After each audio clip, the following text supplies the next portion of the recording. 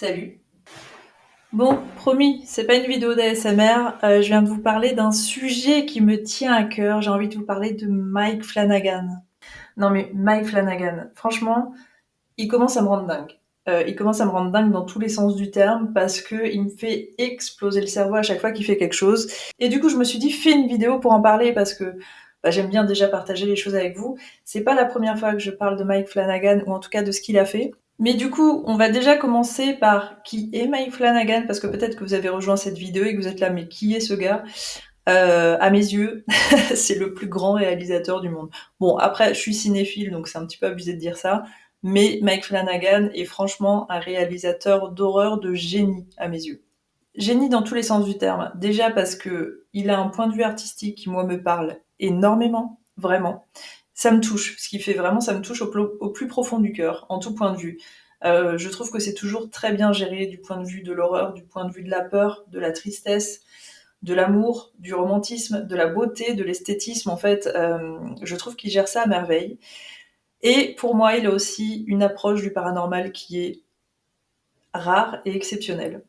Alors, dans les choses qu'a pu faire Mike Flanagan, il y a entre autres 4 séries qui se trouvent sur Netflix, que je pense vous connaissez au moins une. Il y a The Haunting of Hill House, The Haunting of Bly Manor, il y a Midnight Mass et The Midnight Club, qui est sorti dernièrement.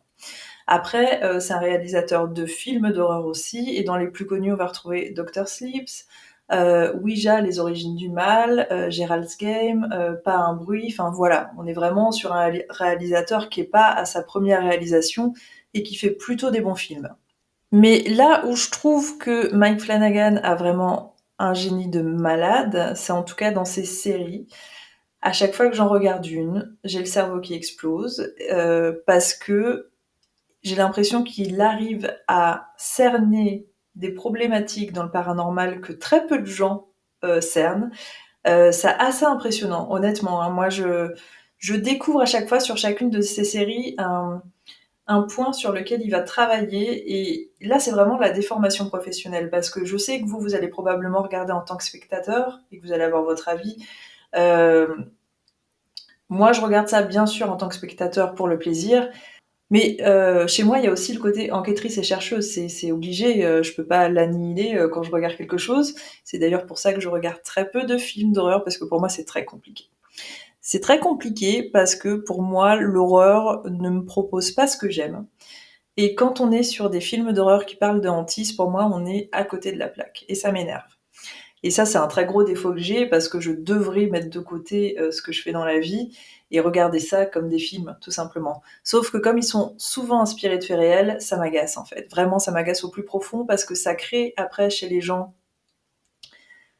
des terreurs, des phobies, des idées préconçues, et c'est ce qu'on essaye de déconstruire depuis. En fait, toutes les peurs sur le paranormal, sur le fantôme, sur la possession sont vraiment tirées de ces films de merde.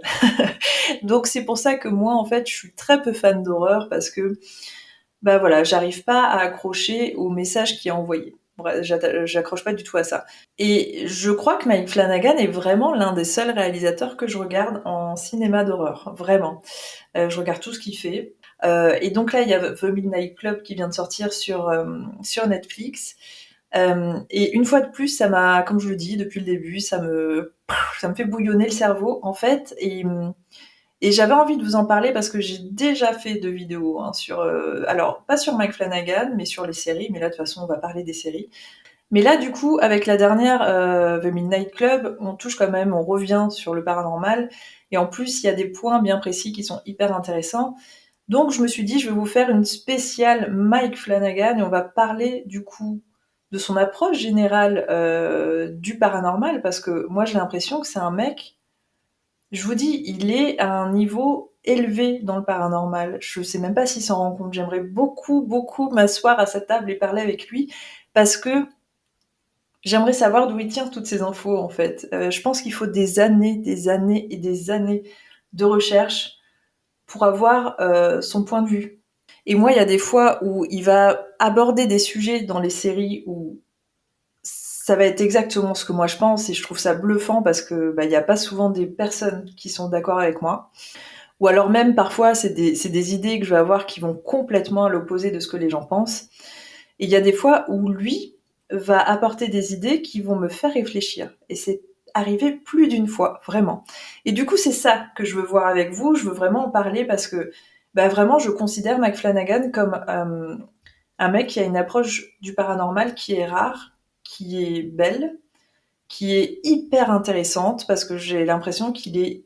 Je sais pas, du coup maintenant je le visualise comme quelqu'un qui consomme énormément de paranormal, mais d'un point de vue sérieux, c'est-à-dire qu'il va peut-être rencontrer des gens, lire énormément de livres, tout ça. Je sais pas vraiment. Mais voilà, moi en tout cas, il me touche par ce génie-là. Je sais pas si d'autres personnes ont été interpellées en regardant les séries en se disant waouh, quand même, Mike Flanagan, il est hyper calé en paranormal. N'hésitez pas à me le dire, ça m'intéresserait vachement parce que j'ai l'impression d'être la seule, une fois de plus. Et moi, en fait, il m'impressionne vraiment. Mais vraiment. Donc il y a un point important déjà que je pense qu'il faut qu'on aborde, c'est déjà Mike Flanagan en lui-même. Donc comme je vous disais, il est réal, il a fait des choses quand même assez importantes en termes de films et de séries, donc pour moi il est plutôt connu. On connaît pas toujours le nom des réalisateurs des choses qu'on regarde, mais je pense que tout le monde a plus ou moins vu déjà un des films ou une des séries qu'il a faites. En tout et pour tout, il a fait une dizaine de films et une quinzaine de séries, donc c'est quand même pas mal, hein. Je veux dire, c'est un gars qui a entre 40 et 50 ans. Ce qui me fascine aussi, mais pas pour les bonnes raisons, c'est que c'est un réalisateur qui est extrêmement décrié. Il n'est pas du tout apprécié par le métier, apparemment. Il y a plein d'autres réals qui lui chient dans les bottes et j'ai un peu de mal à comprendre pourquoi. Et plein de spectateurs aussi, qui détestent littéralement son approche. D'un sens, je peux comprendre, parce que j'ai essayé de le comparer à d'autres réalisateurs qui font de l'horreur, et en effet, je trouve que Flanagan, en fait, a une touche très distinctive et une grande sensibilité qui va beaucoup se ressentir, et moi, du coup, qui me parle. J'adore. Mais je comprends que les gens qui adorent le gore, qui cherchent vraiment l'action, l'horreur pure, chez Flanagan, c'est compliqué. Du coup, c'est peut-être pour ça. Mais je vous avoue, je suis toujours très étonnée, et lui-même l'a encore dit sur Twitter dernièrement, on l'harcelait littéralement pour lui dire qu'il faisait de la merde. Et moi, j'étais un petit peu comme ça, genre, mec, si je pouvais faire une statue de toi, je la ferais, quoi. C'est vraiment Dieu à mes yeux, ce gars. Et en fait, ce qu'il faut savoir aussi, c'est que pour ces séries, en tout cas, il s'inspire de romans. Et je trouve ça cool, et à la fois, ça me perd un petit peu parce que, bien évidemment, son approche artistique va être personnelle, ça c'est sûr. Au même titre qu'il y avait déjà eu un film, hein, The Haunting of Hill House, donc voilà, c'est pas le premier à avoir eu cette idée. Mais par contre, c'est là où ça me perd un petit peu sur les phénomènes paranormaux, et j'ai pas pris le temps de lire les livres, mais il faudrait que je le fasse. Je me demande du coup si les phénomènes, il les a pris des romans et il les a interprétés tel que lui l'imaginait, l'envisageait, ce qui est fort probable parce que vous allez voir qu'il y a des phénomènes quand même récurrents, des approches récurrentes de série en série. Ou alors si c'est des phénomènes qui sont relatés de ces manières-là dans les romans. Et dans ce cas-là, ça voudrait dire que c'est pas trop son génie. Donc il faudrait quand même que je vérifie cette info.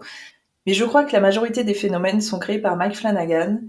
Et c'est pour ça que je vous dis, pour moi, il a énormément de génie, ne serait-ce que par rapport à ça. Donc, si vous êtes d'accord, je vous propose qu'on commence. En fait, on va commencer par le début. Enfin, pour moi, le commencement qui vient de The Haunting of Hill House, et on va revoir ensemble les phénomènes, en tout cas, qui, moi, à mes yeux, sont hyper intéressants. Ceux qui pouvaient, en tout cas, me parler parce que ça va ressembler à des théories que je vais avoir, moi, dans mes recherches, et ceux qu'il a apportés et qui m'ont complètement fait réfléchir. Donc, Hill House, incroyable. Cette série est sortie en 2018 sur Netflix. Ça a été un truc de taré à mes yeux. Je trouve la série, je l'ai encore revue là justement pour les besoins de cette vidéo. Je trouve cette série parfaite en tout point, si ce n'est peut-être la fin. Et c'est là où je pense, si on doit attribuer un défaut à Mike Flanagan, c'est sur ses conclusions, sur ses fins de série, qui sont toujours un peu bizarres. En tout cas, moi, il m'a jamais fasciné sur ses fins. La fin de Hill House, voilà, elle m'a pas bluffée, elle m'a même peut-être comparé à toute la série un peu déçue. Ça a été pareil sur Bly Manor. Et en fait, j'ai constaté que finalement c'était sa signature et c'est pour ça que maintenant j'accepte ses fins. J'ai vu là que sur The Midnight Club, les gens étaient très énervés parce qu'il avait fait une fin qui était incompréhensible et ça les énerve toujours. Il y a eu un petit débat aussi à l'époque sur Midnight Mass. Et maintenant, en fait, je me suis rendu compte que c'était son truc, donc je l'ai accepté et ça me choque beaucoup moins. Et en plus, surtout, je me concentre un peu plus et je me rends compte que finalement, il y a des petits messages cachés et que c'est hyper intéressant. Et alors, on va parler des phénomènes. Donc, je vous prends mes notes, hein, ça va être beaucoup plus facile. Donc déjà, évidemment, la dame au cou tordu. Comment passer à côté de ça? Alors, moi, c'est pas le fantôme en soi avec le cou tordu qui me fascine, c'est beaucoup plus qui c'est derrière qui m'a intéressée. Et on le découvre, alors évidemment, spoiler alerte, je vais énormément spoiler, hein, donc si vous n'avez vu aucune de ces séries, il est encore temps de rebrousser chemin parce que je vais évidemment tout dévoiler. Donc je sais pas si c'est intéressant pour vous. Après, si vous comptez jamais les voir, il n'y a pas de problème, hein, restez avec moi, ça me fait plaisir. Mais sinon, sachez que je vais énormément spoiler. Voilà, donc je préfère prévenir. Donc le premier phénomène, ça va être la dame au cou tordu. Alors, c'est pas tant cette apparition de femme extrêmement effrayante avec son cou complètement tordu, c'est beaucoup plus sa représentation et en tout cas qui se cache derrière. Quand il y a le retournement de situation là dans l'épisode 5 et qu'on découvre qui c'était finalement, j'ai trouvé ça hyper intéressant. Et je vous avoue que pour moi c'est le moment de cette série qui m'a fait cogiter pendant des jours entiers parce que surtout en fait ça m'a fait faire des parallèles avec des phénomènes que moi j'avais pu observer sur des enquêtes et j'ai fini par me demander en fait est-ce que finalement on serait pas nos propres fantômes? Parce que ce qui est intéressant sur tous les cas que j'ai pu observer, c'est que souvent, les gens qui vont avoir des apparitions, qui vont qui vont être confrontés à des phénomènes paranormaux, c'est toujours très personnel. Il y a très peu de phénomènes qui sont vécus en groupe ou en famille, et même dans les cas de maison hantée. Alors moi, je parle toujours d'un point de vue personnel de ma mère qui a vécu dans une maison hantée avec toute sa famille. Chacun d'entre eux, et ça je le raconte souvent, a vécu son propre phénomène, qui était attitré. Ils sont tous persuadés que la maison est hantée, mais aucun n'a vécu le phénomène de l'autre. Et c'est pas un cas isolé. Ça arrive quand vous parlez à des gens, souvent ils vous parlent de leur phénomène à eux. Et ça, c'est hyper intriguant de se dire, mais comment c'est possible en fait que de mettre un nombre de personnes dans un lieu hanté, chaque personne va vivre son phénomène. Alors attention, parce que moi qui organise des soirées Ghost Hunt, je vous confirme quand même qu'il y a des phénomènes qui sont vécus en groupe, mais il y a beaucoup de phénomènes qui sont vécus seuls. Et du coup, qui sont personnels. Et c'est là où c'était intéressant cette approche de Mike Flanagan, qui d'ailleurs est bien retranscrit dans toute la série de façon générale, hein, parce qu'on voit bien que chaque membre de la famille vit son phénomène, a son fantôme, ses phobies, ses machins, tout ça, c'est toujours très personnel, c'est très très peu groupé. Et ben ça, c'est très représentatif de la réalité. Et là, déjà, je vous dis, c'est l'un des rares à viser aussi juste, en fait, parce que c'est une vraie question qu'on peut se poser, c'est, bah voilà, qui sont ces fantômes finalement qui n'apparaissent qu'à nous et pas aux autres? Et ben est-ce que ce serait pas nous, en fait? Il y a un autre moment qui, moi, m'avait fait tomber par terre parce que je me suis dit, oh, ce gars, c'est moi. Il y a donc le frère, Steve, qui est un petit peu celui qui est devenu sceptique, c'est le grand frère, celui qui est devenu auteur. Bah, ça commence comme ça d'ailleurs, il est chez une dame qui lui dit qu'elle a perdu son mari, qu'elle a une vision, et lui il vient du coup pour tester le truc et voir si lui aussi va vivre son phénomène.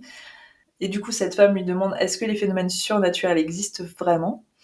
Et du coup lui il a une réponse, mais que je me suis dit mais waouh, en fait il a parlé pour moi.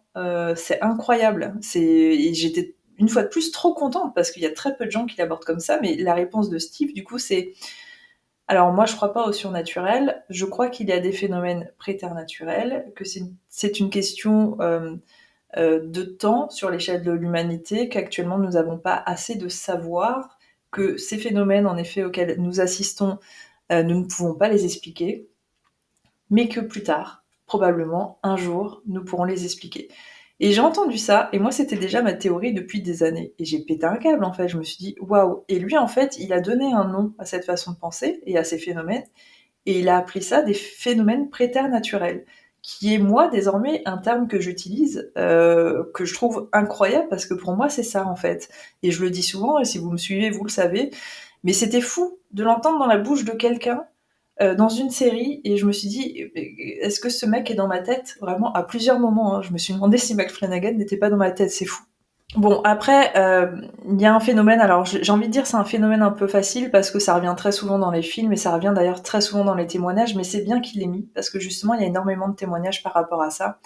Mais quand Steve rentre chez lui et qu'il est face à Nell et que là il a son père au téléphone et que son père lui dit bah je viens de découvrir le corps de Nell, elle est morte. Et que bon, après bon, il y a une scène horrifique, mais ça c'est pour l'horreur. Mais ça en fait, c'est des phénomènes qui sont très courants. Il y a Je crois que c'est là où il y a le plus de témoignages sur les quelques heures qui suivent la mort de quelqu'un et sur les apparitions. Alors ça va être multiple, hein, c'est pas forcément des apparitions visuelles, mais ça peut être téléphone, plein d'autres choses, dans les rêves ou autres. Et je crois que c'est le phénomène le plus courant en termes de témoignages. Donc je trouvais ça bien qu'il l'utilise parce que bah, même si c'est pas vérifié, comme tous les autres phénomènes de toute façon, je trouvais ça bien qu'il l'utilise parce que c'est une réalité pour beaucoup de gens par contre. Et d'ailleurs, Camille Flammarion, dans ses romans, parce que principalement ses livres abordaient des témoignages de gens, de ce qu'ils avaient vécu, et il y avait beaucoup, beaucoup de témoignages de cet ordre. Alors, il y a aussi un phénomène avec la mère qui s'appelle Olivia et qui, au bout d'un moment, à trop rester dans la maison, commence à devenir différente. Elle a des cauchemars, elle fait même une sorte de somnambulisme, elle est incohérente dans ses propos, enfin, tu vois, elle devient très inquiétante.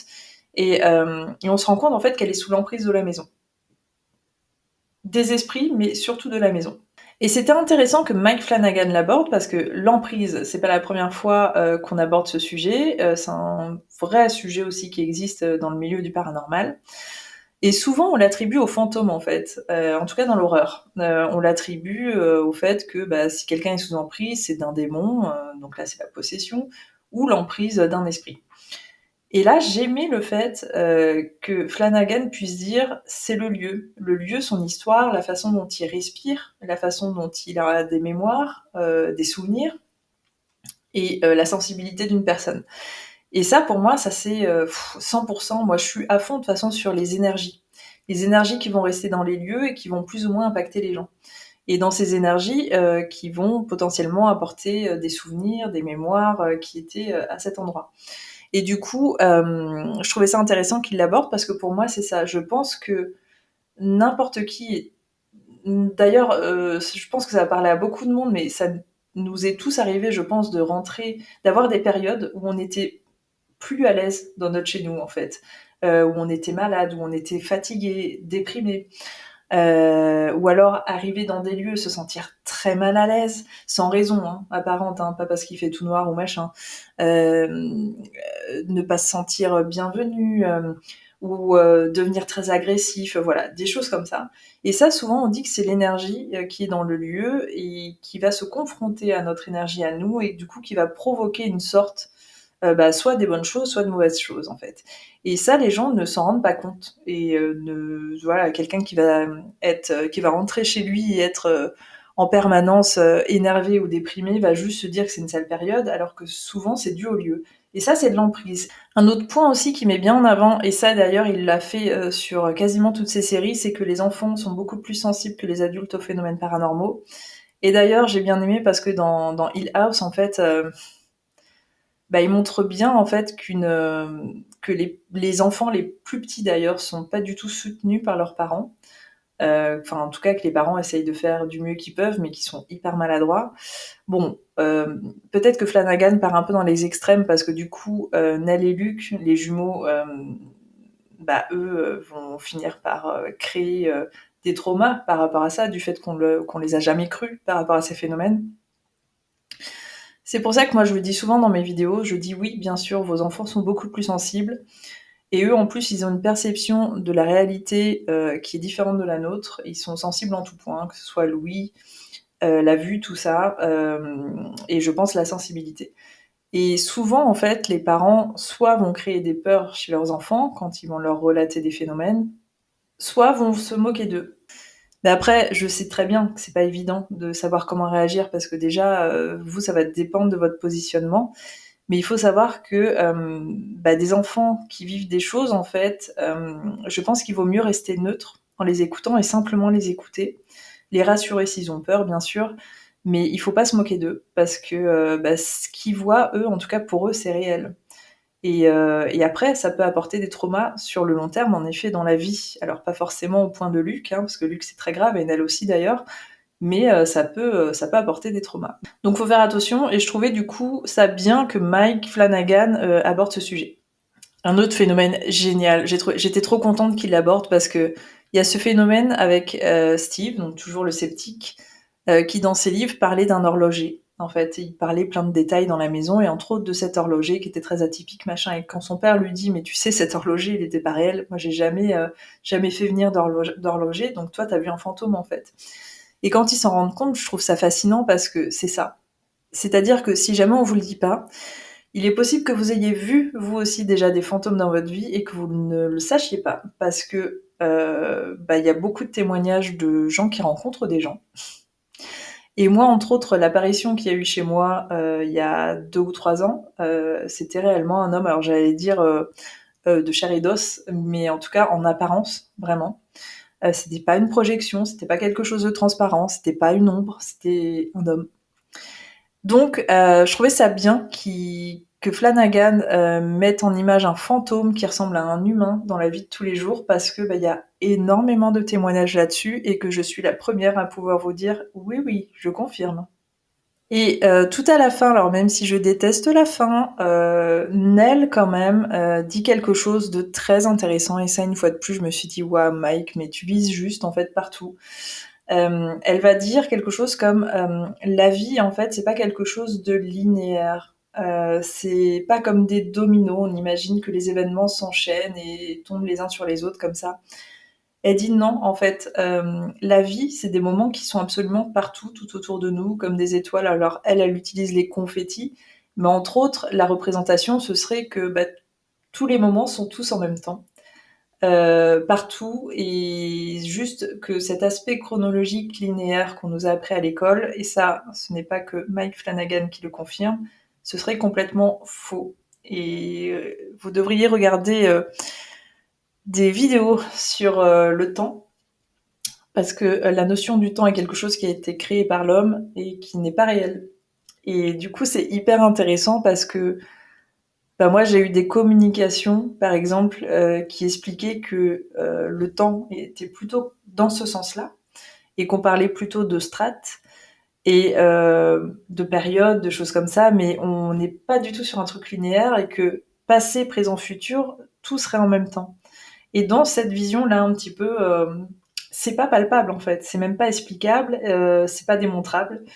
Et c'est juste que, une fois de plus, pour moi, ils visent juste parce que de toute façon, c'est des théories scientifiques. Donc voilà, il faut juste se renseigner un petit peu.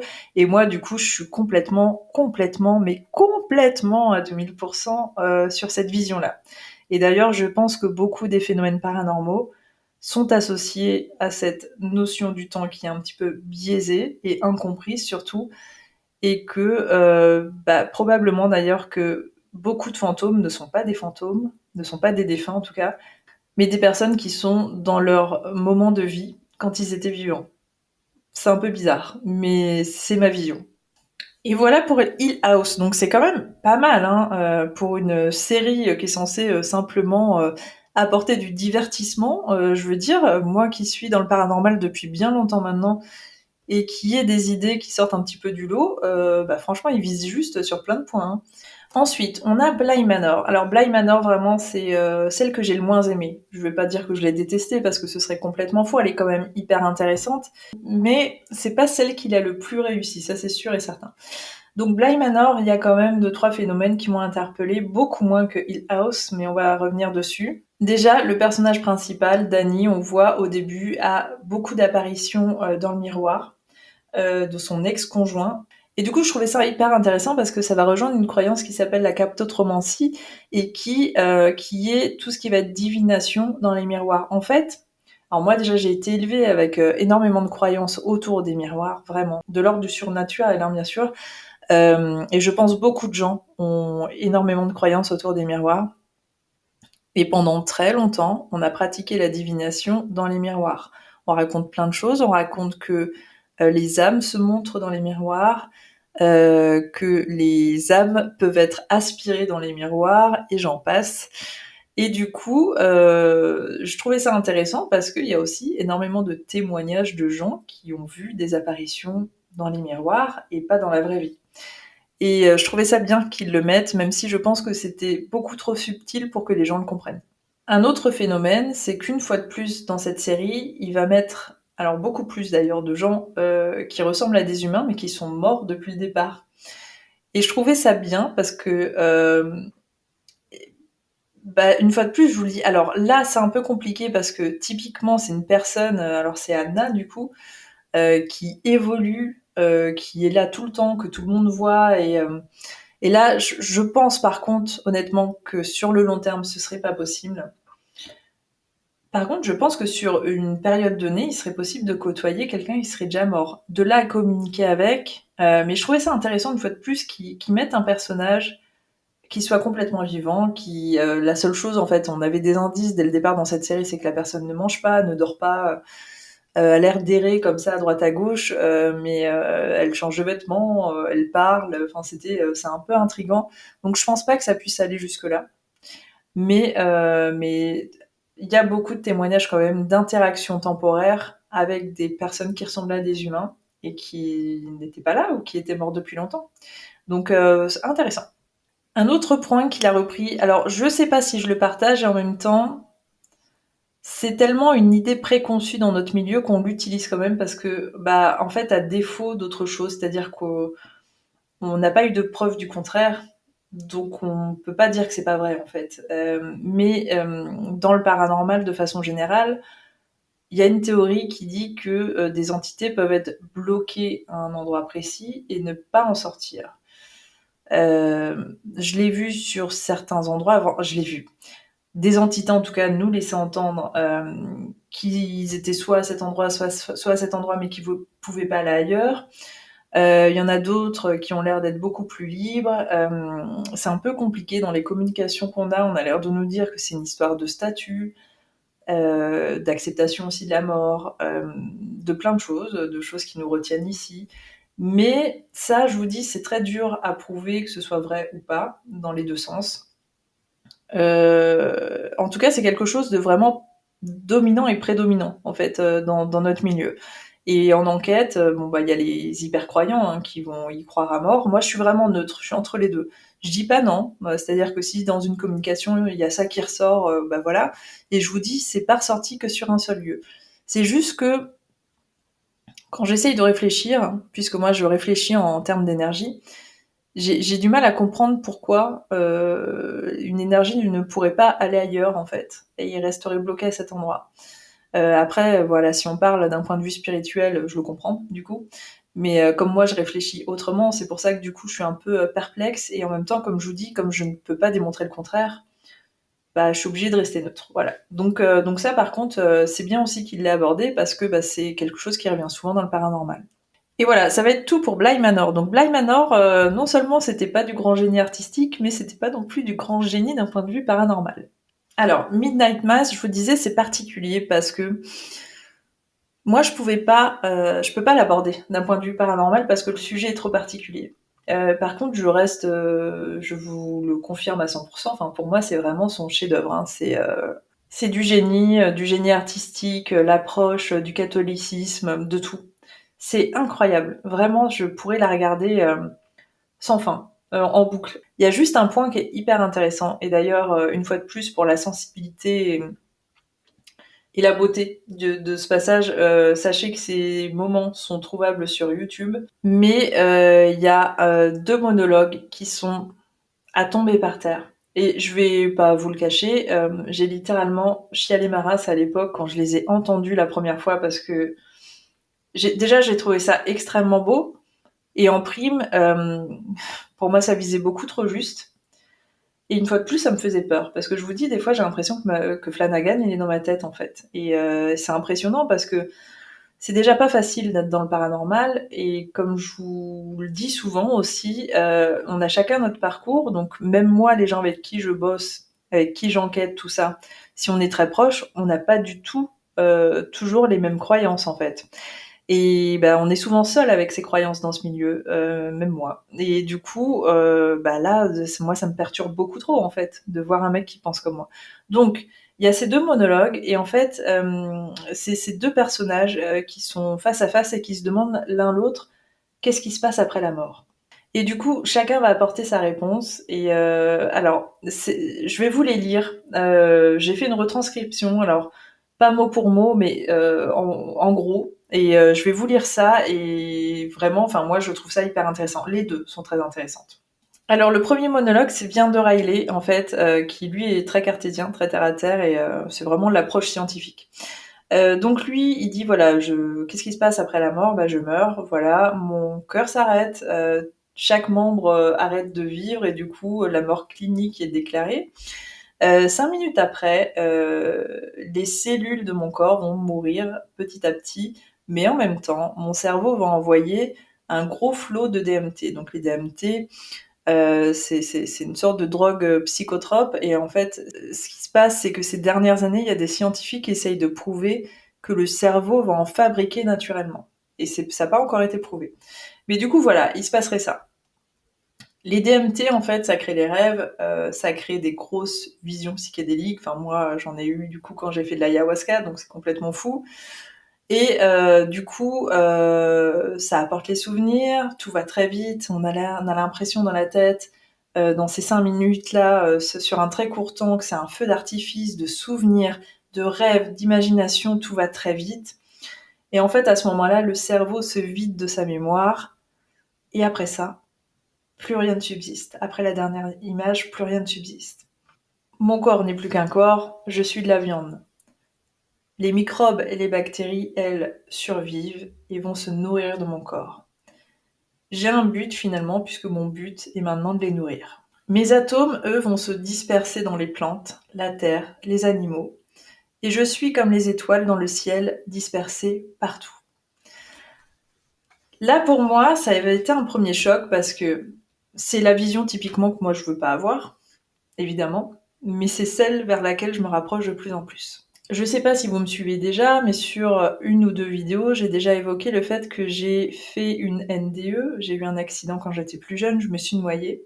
Je vais pas raconter cette histoire parce qu'elle est très longue, hein, je vais vous la mettre juste là si vous la regardez.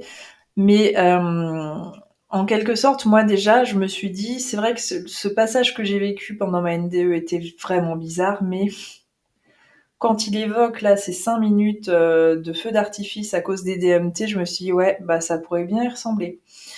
Et ça me fait peur. Ça me fait peur qu'il ait raison. Mais pourquoi pas. Et le pire, c'est que ça pourrait expliquer tellement de choses. Mais bon. Après, il y a du coup le monologue d'Erin qui est beaucoup plus long.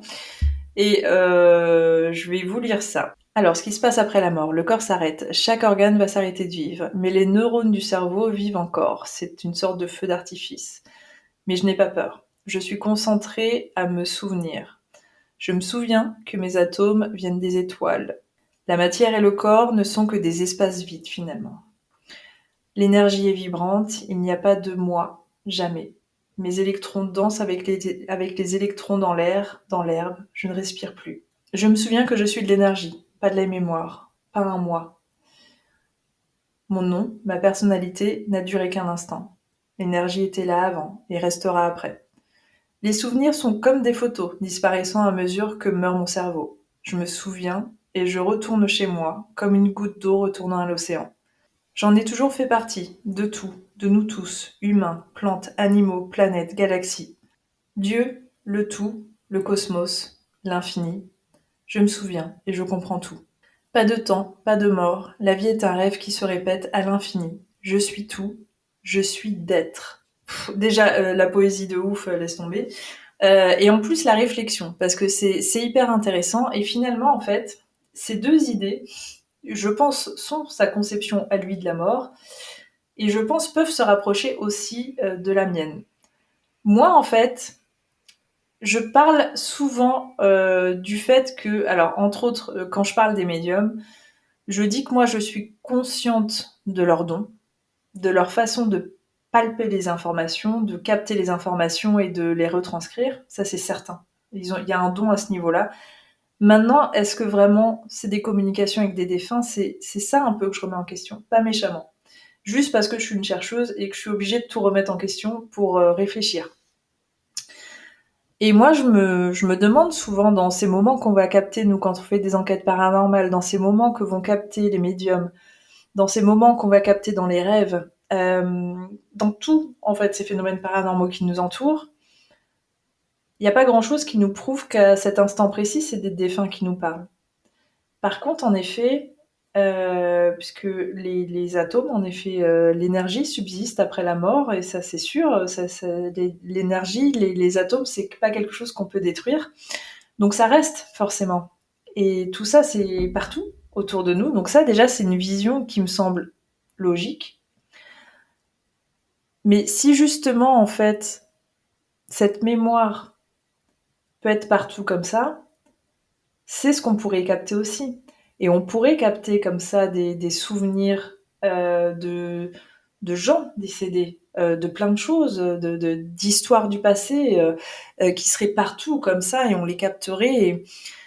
Et c'est pas une vision qui me semble ridicule en fait. Et cette idée de me dire que bah à ma mort je vais redevenir un tout, je trouve ça à la fois beau, à la fois hyper angoissant, mais je trouve ça hyper beau. Et je pense que ça se rapproche de la réalité en fait, vraiment. Donc voilà pour Midnight Mass. Il n'y a pas plus à dire, comme je vous dis, après ça part tellement sur un sujet particulier que j'ai pas envie forcément de m'éterniser là-dessus. Par contre, voyez Midnight Mass, hein, absolument, c'est un gros chef-d'œuvre. Et là, du coup, on va parler de la dernière série qui est sortie dernièrement, The Midnight Club, qui est un sujet plutôt touchy, puisque ça va aborder des jeunes en fait qui sont en fin de vie, qui sont très malades, qui ont des maladies, soit des cancers, soit des maladies orphelines qui ne peuvent pas guérir, et du coup qui se retrouvent tous dans un manoir pour vivre leurs derniers instants tous ensemble. Et en fait, ces adolescents décident de créer le Midnight Club, qui est un groupe qui se retrouve à minuit tous les soirs pour se raconter des petites histoires qui font peur. Et aussi, ils ont une mission, c'est-à-dire que comme ils savent tous de façon très intelligente que de toute façon ils vont mourir et qu'ils n'espèrent plus rien, plus d'espoir à ce niveau-là, ils se sont donné une mission les uns aux autres, et c'est que dès que quelqu'un meurt, il a pour mission de revenir pour prouver qu'il y a bien une vie après la mort. Et on comprend au début de la série déjà que c'est un peu problématique parce que jusque maintenant, ils n'ont pas eu de résultat. Et je vous avoue que cette série, alors c'est pas tant le sujet, mais j'ai eu un peu de mal à rentrer dedans au départ. Je me suis accrochée parce que je me suis dit c'est du Flanagan et ça va être bien. Et au final, j'ai trouvé ça très très cool. J'ai trouvé ça très cool parce que la façon dont il a abordé le sujet, qui est vraiment pas évidente, j'ai trouvé que c'était bien fait. J'ai trouvé ça intéressant d'avoir enfin une perspective de très jeunes gens, en fait, d'aborder la mort, parce qu'il faut l'aborder, et voilà, il y en a partout autour de nous, des gens qui meurent, qui ont des maladies, et je trouve ça bien de l'affronter, en fait, plutôt que le fuir. Une fois de plus, c'est un problème dans notre société, c'est qu'on fuit la mort comme si elle n'allait jamais arriver, alors que s'il y a bien une chose de sûre dans nos vies, c'est qu'on va mourir un jour. Et je trouve ça bien, en fait, que cette série l'aborde comme ça. Et oui, c'est triste que des jeunes gens et tout type de personnes d'ailleurs meurent de maladie, mais c'est réel. Et autant l'affronter, autant en parler. Et je trouvais ça bien, en fait. Et d'autant plus que j'imagine que ça doit être un vrai sujet dans l'esprit des gens qui sont sur le point de mourir, de se dire bah, qu'est-ce qu'il y a après, et de se poser des questions. Alors on sait que Stéphane Alix avait déjà eu cette idée, et c'est pas le seul, comme son papa allait mourir, il a voulu créer un test et voir s'il allait avoir des réponses euh, après la mort de son père, voilà, qui était très malade. Et du coup, je vous laisse lire le livre parce que je ne vais pas tout vous raconter, mais c'est intéressant parce que c'est pas le seul à avoir eu cette idée, il y a plein de gens. Et que ces jeunes gens-là, dans la série, aient cette idée, ça me semble logique. Et je trouvais ça intéressant, et d'autant plus de l'aborder de façon, en tout cas au départ, plutôt sceptique. En mode, bah, il n'y a rien, puisque personne n'est revenu. Mais une fois de plus, j'aimais ça, de se dire, la facilité de se dire, puisqu'on n'a pas eu les signes que nous, on a demandé, qu'on attendait, alors il n'y a rien. Et ça aussi, c'est une réflexion qu'il faut vraiment pousser, de se dire que peut-être nous, nos attentes, en fait, elles sont pas justes, que les signes qu'on attend ne sont peut-être pas ceux qu'on peut nous donner de l'autre côté, et que finalement, j'ai l'impression que dans tout ça, dans les communications, dans les signes, il y a une sorte de mésentente. Et, euh, et ça aussi, je trouvais ça cool parce que même s'il le dit pas frontalement dans la série, c'est ce qu'on comprend en fait. Alors, ce que je trouvais cool déjà dans cette série-là, outre tout ce que je viens de dire, c'est aussi le fait que tous les soirs, il se raconte une histoire. Et on assiste tous les soirs à une histoire, et on se rend compte que c'est bien les petites légendes urbaines, vous savez, qui vont naître dans un groupe et qui vont se déployer de personne en personne, et c'est comme ça en fait qu'on crée des légendes urbaines. Et je trouvais ça cool parce que déjà ça montre d'où peut venir la naissance d'une légende urbaine, et forcément d'une personne avec beaucoup d'imagination, et après la crédulité de plein d'autres personnes, et la façon dont cette histoire va se relayer. Après, rien à voir avec le paranormal, mais juste de se dire que les histoires de fantômes finalement que les gens attendent ne sont pas du tout celles qu'on vit, et je trouvais ça bien en fait cette différence entre ce que les jeunes se racontent, en laissant penser qu'il y a des phénomènes paranormaux, qu'il y a une vie après la mort, tout ça, des choses extrêmement effrayantes, et que finalement, eux, dans les résultats qu'ils attendent, et dans cette mort qu'ils sont en train de confronter, il se passe absolument rien. Et je trouvais le parallèle et cette différence absolument incroyable, et elle est vraiment plus palpable dans cette situation-là. J'ai trouvé ça aussi génial, qu'il y ait tout un truc autour du Paragon, de ces rituels, de ces sœurs en fait, que le personnage principal va essayer de retranscrire avec Jane, tout ça. Enfin, il y a tout un truc dans lequel je vais pas rentrer en détail, mais de se rendre compte que finalement tout ce foin qu'on a fait, parce que je pense encore aujourd'hui que des gens sont fascinés par les sorcières, et je le suis moi aussi, mais pas pour les raisons qu'on pense. Je le suis surtout parce que c'était des femmes très indépendantes, des guérisseuses, des femmes incroyables, qui avaient des petits pouvoirs et qui savaient utiliser les plantes et tout plein de choses, mais on leur a attribué des rituels et des pouvoirs incroyables à des déesses, à plein de choses comme ça, que des gens suivent encore aujourd'hui. Et il y a des gens qui s'accrochent profondément à des rituels en pensant que ça peut apporter des sortes de miracles. Et je trouvais ça bien que ce soit mis dans la série, mais en démontant le truc, en fait, en montrant que non, les rituels, ça fonctionne pas, en fait. Surtout si on fait des sacrifices et qu'on tue des gens, on tue simplement des gens. Hein. Donc, je trouvais ça vraiment bien, parce que ça remet la réalité un petit peu à son niveau. Et les sorcières sont intéressantes, tous les chamans, toutes les personnes qui vont être dans leur milieu particulier, et faire des prières, faire des incantations, se mettre au contact des esprits, tout ça, vraiment, moi je suis fascinée par tout ça, mais à sa juste valeur. Pas aux valeurs qu'on a pu associer dans les sectes ou dans tous les mouvements qui sont hyper dangereux, où il y a eu des sacrifices, des choses comme ça, où on fait croire aux gens qu'on peut guérir, qu'on peut apporter des miracles absolument incroyables s'il y a sacrifice humain ou animal. Hein. Et ça, c'est vraiment ce qu'on faisait il y a très très longtemps, donc on en fait encore un petit peu aujourd'hui, mais voilà, je trouvais ça bien que ce soit démonté en fait.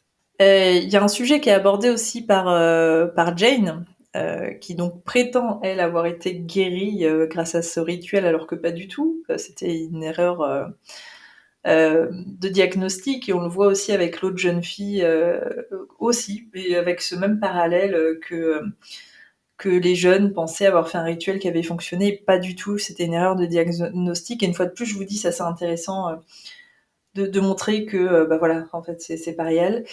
Mais Jane, en tout cas, dit un truc intéressant à un moment, elle parle des ley lines, des lignes de lait, des forces telluriques, et ça, c'est un truc qui est plutôt factuel et plutôt avéré. Les lignes de lait, je m'y suis intéressée pendant très longtemps, ça rend fou à quel point c'est intéressant en fait. En fait, moi, ce qui me rend folle, c'est de me dire que pendant des milliers d'années, des peuples qui ne se côtoyaient pas ont eu cette information, savaient qu'il y avait des lignes de lait, alors que ce n'était pas vérifiable partout en fait. Je n'arrive toujours pas à comprendre comment ils ont pu avoir accès à ces infos. Et que sur des lignes de lait aient été construits les monuments qu'on connaît le plus, surtout des monuments anciens, mais là je suis en train de penser aux pyramides de Gizeh. Et puis surtout sur les lignes de lait, on va retrouver toujours les cathédrales. Parce que les cathédrales, les églises sont construites à des endroits où les forces telluriques sont très puissantes. Et ça, c'est vrai. Et souvent sur des lieux hantés, en fait, en faisant des recherches, on s'est retrouvé avec des lieux qui étaient sur des lignes de lait. Et ça, je pense que c'est vraiment, ça va favoriser les phénomènes. Alors, je vais même vous dire, je pense que dans certains lieux, ça va les créer, parce que parfois les forces qui sont apportées par la Terre électromagnétique sont tellement fortes qu'elles peuvent complètement créer des phénomènes, créer des choses extrêmement impressionnantes. Il y a des maisons où les animaux, les oiseaux vont fausser sur la maison, vont mourir, ou même les animaux vont mourir, les humains vont tomber malades, machin, on va se dire ah là là, c'est bon, c'est la maison du diable. Mais non, pas du tout, c'est les forces telluriques en fait qui sont beaucoup trop puissantes pour que des gens puissent vivre dessus. Mais les forces telluriques, si elles sont pas trop fortes et qu'elles sont parfaites, bah, vous allez toujours trouver des lieux type église, cathédrale, des choses comme ça, et ou des monuments comme à l'époque, mais c'était des temples du coup en leur temps. Donc je trouve ça vraiment vraiment fascinant.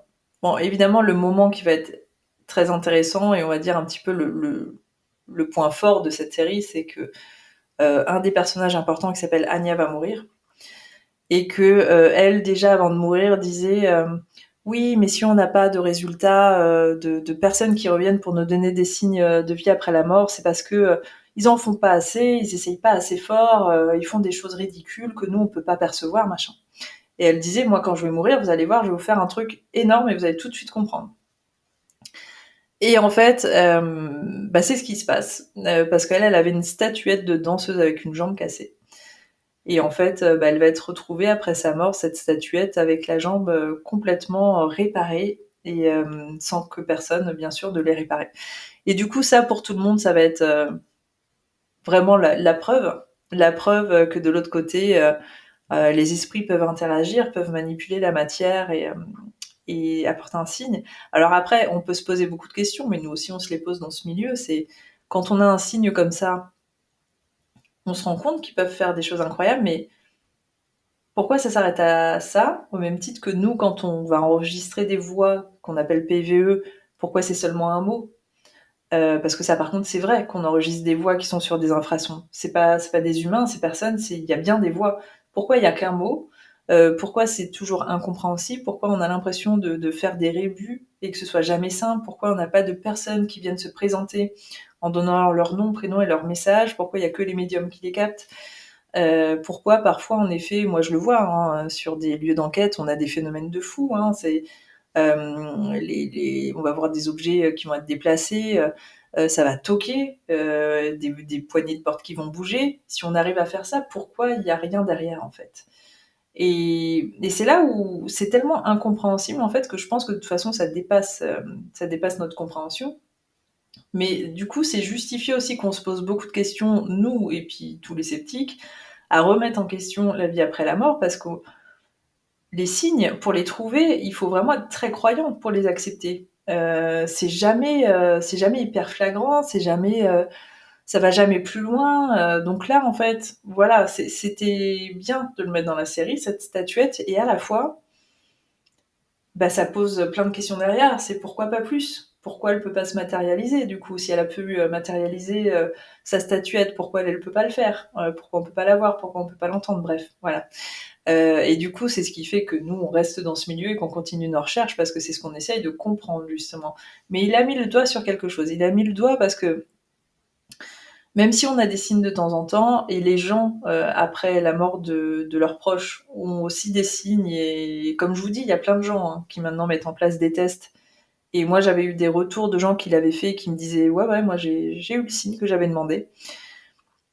Mais c'est ça en fait, moi je peux pas m'arrêter à ça. Pour moi, c'est pas suffisant. Moi, je peux pas m'empêcher de penser, mais et après? Et pourquoi il n'y a pas plus? Pourquoi ça s'arrête?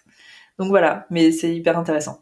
Donc voilà aussi pour cette série. Je trouvais ça très très très cool donc sur The Midnight Club que la mort soit abordée de cette manière, un peu sans tabou, genre allons-y, il faut l'aborder. Et aussi la vie après la mort et le fait de dire que c'est pas si facile parce que dans The Haunting of Hill House, quand on regarde, il y a des fantômes toutes les 5 minutes, donc on se dit bon, c'est bon, sa vision de la vie après la mort, on la connaît à Mike Flanagan, on se dit c'est bon, pour lui, il y a des fantômes partout. Et en fait, dans The Midnight Club, on est un petit peu à l'opposé. On est plutôt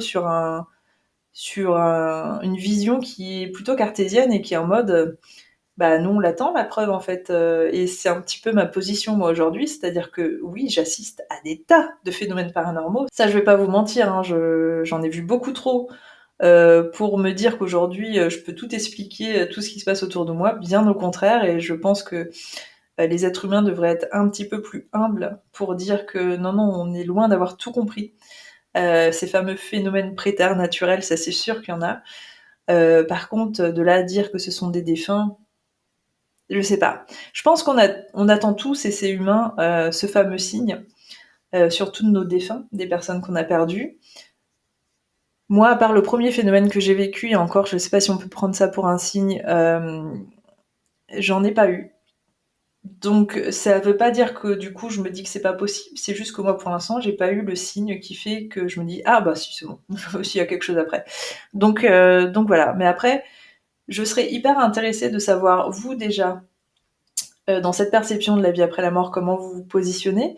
Et également de savoir si vous avez regardé ces séries, ce que vous en avez pensé, est-ce que vous aimez Mike Flanagan, est-ce que vous aimez sa vision ou est-ce que vous êtes en contradiction avec lui. Bref, n'hésitez pas à me le dire. J'espère que cette petite vidéo vous a plu. Moi, j'avais vraiment très envie de vous parler de Mike. Une petite vidéo comme ça en face cam pour changer un petit peu des enquêtes. En tout cas, je pense que la prochaine fois, je vous retrouverai sur une enquête. Du coup, je vous dis à bientôt et je vous fais plein de bisous.